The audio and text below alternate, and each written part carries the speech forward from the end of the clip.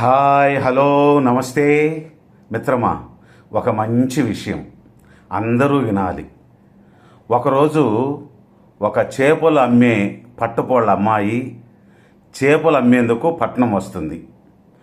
చేపలన్నీ అమ్మేసరికి చీకటి పడిపోతుంది. వాళ్ళ ఊరిళ్ళేందుకు బస్సు లేక వీలు పడదు. అందుకోసం పక్కనే పూలమ్మే అమ్మాయి సహాయం కోరుకుంటుంది. ఈ రాత్రికి మీ ఇంట్లో ఉంటాను, ఊరుళ్ళెందుకు పొద్దుపోయింది, బస్సు కూడా లేదు అని చెబుతుంది. ఆ అమ్మాయి సరే అని తన ఇంటికి తీసుకెళ్ళి భోంచేసిన తర్వాత ఆమె పూలన్నీ ఉంచే గదిలో పండుకొనమని చెప్తుంది. ఆ గదంతా పువ్వుల సుగంధ పరిమళాలతో ఘుమఘుమలాడిపోతుంది.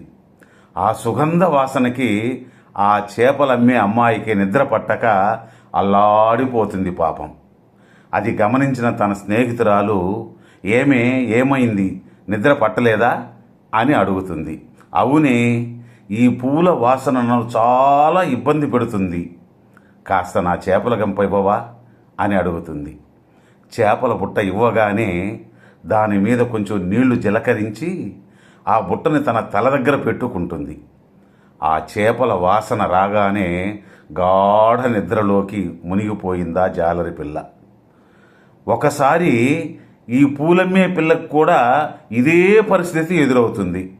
ఆ సమయంలో ఆ పూలమ్మే అమ్మాయి కూడా తను పూలమ్మే బుట్టను తీసుకొని తన తల పక్కన పెట్టుకొని గాఢంగా నిద్రపోతుంది.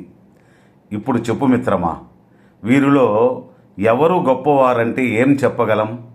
ఎవరి వాసన వారికి గొప్ప అనుభూతి, ఎవరి వృత్తి వారికి గొప్ప.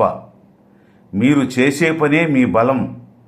వారు చాకలి వారైనా, మంగలి వారైనా, చెప్పులు కుట్టేవారైనా, కమ్మరి వారైనా, పూలమ్మే వారైనా, చివరికి చేపలమ్మే వారైనా చేసే పనే దైవం.